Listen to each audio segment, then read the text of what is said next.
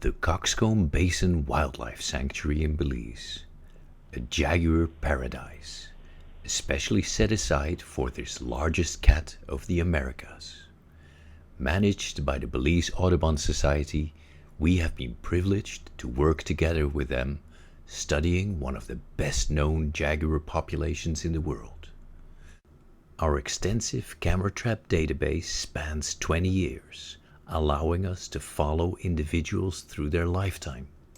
I previously told the story of the life of Ben the Jaguar, from the moment he entered the basin in 2011, roaming and dominating East Basin of the sanctuary until 2019. I now want to tell the story of another jaguar individual that recently caught our attention again.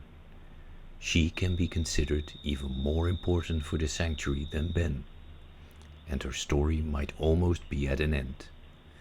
This story concerns the old matriarch of East Basin. In our record, she is F119. Similar to Ben, it means she was first detected as a young adult in 2011. However, her first and only detection in this year showed her with a cub following her. We rarely get cubs on our cameras, so she entered our records in a good way. Male ranges are considerably larger than female ranges. Dominant males want to maximize access to females, while females are mainly concerned with having sufficient prey to feed their offspring. Female jaguars raise cubs on their own.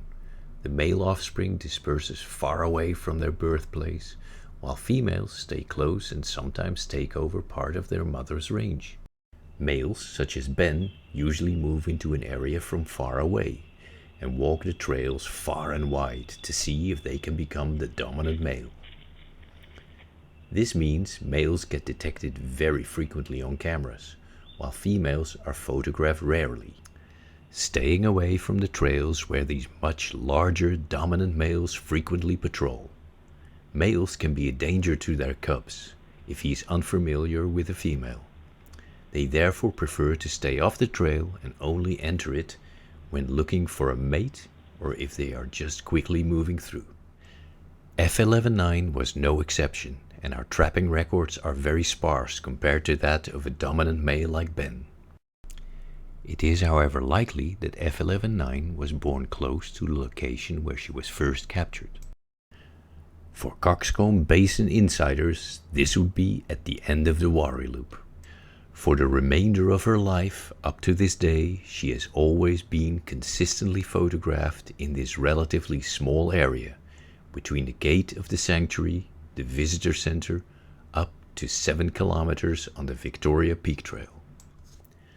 After the initial detection in 2011 and another single detection at the gate in 2012, F119 got herself noted again with this very good picture in 2013.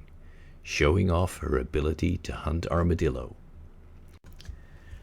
Later in the year, in 2013, she was photographed regularly along the main trail within her home range area at the end of the Wari Loop, and likely she was looking for a mate.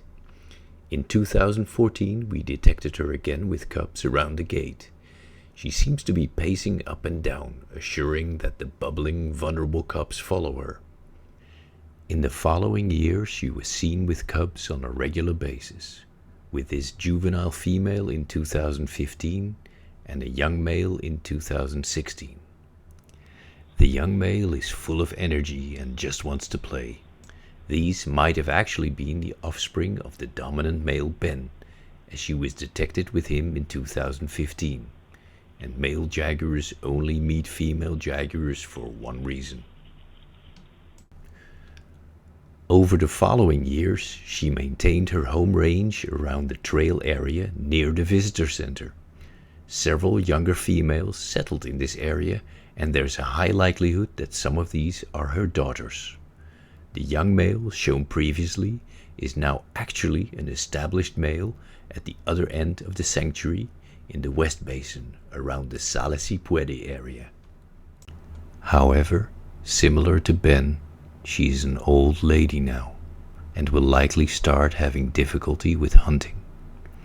In recent months, people have been seeing her on the trail system, calm and quite approachable, but she looks skinny and does not seem to walk very well. As this video, shared by tour guide Axel Jimenez, shows clearly.